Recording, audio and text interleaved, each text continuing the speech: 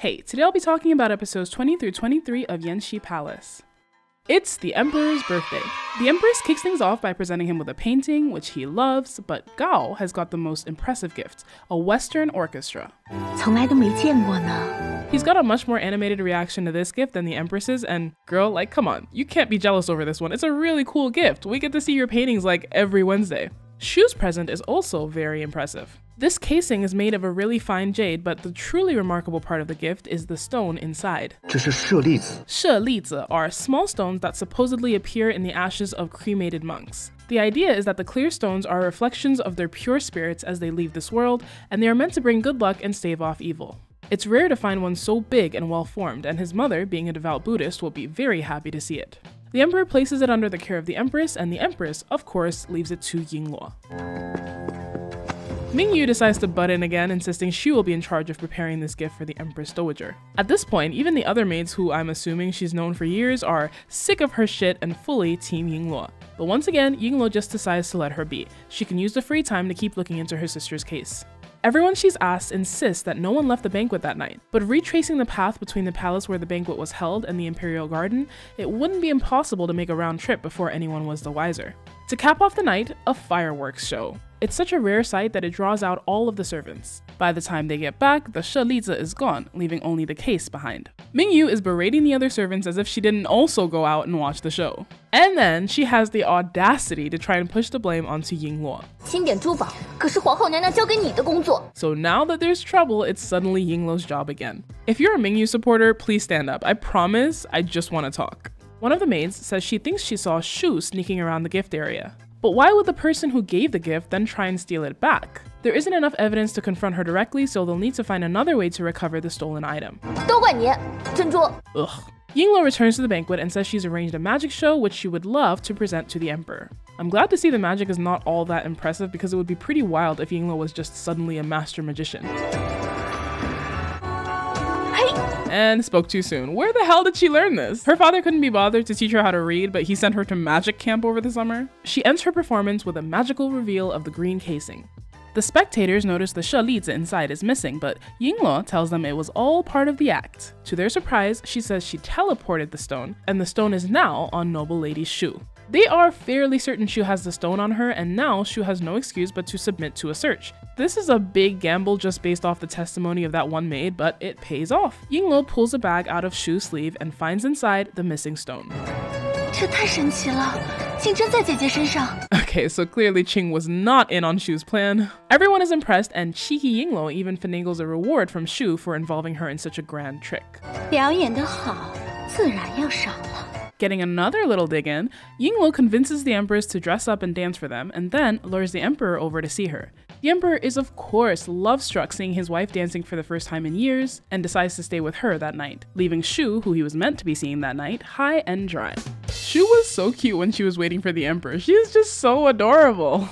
The dance that the Empress did becomes very popular, and all the maids about the Forbidden City are having fun wearing the makeup and doing their own little renditions. Meanwhile, with the failed birthday plot, Gao reminds Shu that if she can't make good on her promise and get rid of Yingluo, she has no reason to keep her around. The Empress Dowager comes to visit the consorts. She doesn't see them often, but they get along well enough. She seems like a pretty chill mother-in-law. It's not like a regular mom, I'm a cool mom. They're having a nice conversation when suddenly a scream is heard. 芷兰，快去！是。 Gao is so immediately in a rush to send her maid to investigate that Yingluo knows they had better follow her quick. Yingluo instructs Mingyu to block Gao's maid while she runs ahead and finds a dead body. A maid has fallen from a terrace, and the two that were with her are in a state of panic. Apparently, one girl pushed the other as a joke while they were dancing, and the unfortunate victim lost her footing and fell to her death. By the time Gao's maid arrives, Yingluo has covered up the girl's face, and she can't muscle her way in to see it because the Empress Dowager arrives just in time. The two servants come downstairs and they are about to tell the Empress Dowager the truth, that they were dressing up like the Empress and imitating her dance. 是从长春宫流传出来的，皇后娘娘她。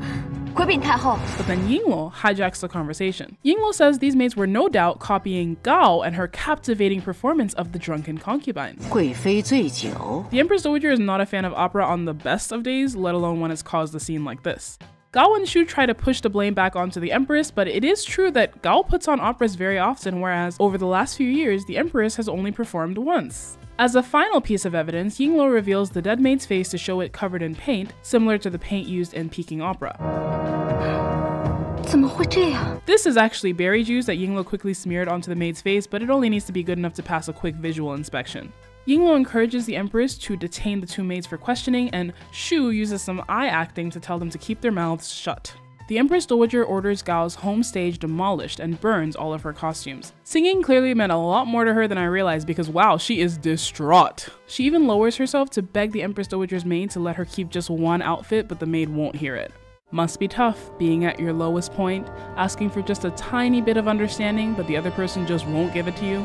Must be tough. Yingluo saved the day, but it's not all sunshine and rainbows at Changchun Palace. 本宫居然一时忘形，留恋起从前闺中的快乐和自由，才酿成了大祸。 She puts so much pressure on herself. After kneeling for a full night outside of Gao's palace, Gao finally sees Shu. Gao probably thought she had traded up for a better partner, but as much as Jia's plans backfired, she never got Gao in this much trouble. Shu insists that all she needs is one more chance and she will definitely bring Yingluo down for her. Shu and Gao start investigating Yingluo in earnest. Before long, they find her connection to Zhang Momo and have her brought in. They know that Zhang Momo is supporting a nephew who is her only living family, and they make it clear that if she does what they want, no harm will befall the boy. They really did their research, and though Zhang tries to play dumb at first, they tell her that they already know that Zhang knew Yingluo's sister. They also know about her tragic fate. Zhang has no choice but to tell them what she knows, and finally, Gao has managed to find Yingluo's Achilles heel. Wasting no time, 你想不想知道阿满的死因？ Yingluo is brought in to meet with Gao and Shu. They bring in a eunuch who claims to have witnessed what happened to her sister. He says he saw a man drag her off that night and attack her, and that man was Fu Heng. This is the perfect person for Shu and Gao to frame since they want to drive a wedge between Yingluo and the Empress, but at this point Yingluo is confident that Fu Heng is innocent and just doesn't believe it. That is until the eunuch pulls out a piece of Fu Heng's clothing that he says he found that night. This is the court band that men wear around their waists, and unlike the pendant from earlier, there's no way it would just fall off without the person noticing. It's like losing a belt. The only way that would happen is if they had undressed and were then in a hurry to get away. They offer her revenge. 他为了维护自己的亲弟弟，不惜杀死无辜的阿满。 Shu hands her poison to slip into the Empress's food. Yingluo doesn't say she'll do it, but she does take the poison. The next day, Yingluo continues to perform her duties as usual. On her way to deliver tea to Fu Heng and the Empress, she passes by Chunfei. Chun follows her back to the Empress's main hall and immediately knocks the tea to the floor. She tells everyone that as she passed Yingluo, she smelled Gao's perfume on her clothes. 你去储秀宫做什么？ Chun has her servant search Yingluo's room and she finds the empty poison sachet. By the way, if you're ever gonna poison someone, don't just leave the container hanging around. 我不相信别人说的话，你自己说，你想杀我吗？ In lieu of words, Yingluo simply grabs the teacup and downs it, proving that there was no poison. Wouldn't this be a great way to get out of being caught through suicide? Let me prove there's no poison. See ya, suckers! Yingluo lays out exactly what happened the night before, including what Gao said about Fu Heng. She also makes it clear that she trusts the Empress after living with her all this time and knows she would never cover something like this up, not even for her precious little brother. Hearing about all of this for the first time, the Empress is really moved and even offers to help her investigate, but Yingluo says this is something she needs to do on her own. Which seems a little crazy to me because the Empress has so many resources and why in the world would you not want her to help you? But I guess she just doesn't want to implicate her if anything happens. Yingluo leaves and Fu Heng follows her out. Chun tries to convince the Empress to get rid of Yingluo. Even if she didn't betray her, there's been a lot of extra drama since she showed up. But the Empress trusts Yingluo as much as Yingluo trusts her. Yingluo makes it clear to Fu Heng that though she doesn't think he did it, she knows that he was somehow involved. This is his court band, that part wasn't a lie. Yingluo deduces that whoever it was wearing Fu Heng's clothes so he could sneak about without being bothered. And he must have had a very high rank to be able to order Fu Heng to switch clothes with him. It looks like her deductions were spot on, but Fu Heng tells her he can't tell her who it was. He says he just wants to protect her, but Yingluo doesn't want his protection. She wants revenge. Oh, Fu Heng. A palace full of nice, traumaless girls, and you just had to go and fall for the one on a payback mission. Good luck. Alright, so Rui's royal love really showed the difficulty of trying to live up to someone else's impossible expectations, but you know what's even harder? When the expectations are your own. The Empress puts so much pressure on herself to be this literal saint, and because it's coming from within, she can never escape it. It seems like it's always in the back of her head, and it explains why in so many scenes between her and the Emperor, as much as it's clear that she loves him, she's always just like a little detached, a little too formal. I truly was reading that as her not being as head over heels as he was, but really, I think it's just this deep-seated constant pressure to be the perfect example of a good woman. This scene was heartbreaking. The flashback was able to convey so much without words, and it being framed by the Empress lying down so still and straight on that uncomfortable pillow, even when she sleeps she can't relax. And the crazy thing is, she is blessed with the one thing everyone in the harem is dying for, a husband who truly loves her and is devoted to her, and she just can't let herself enjoy it.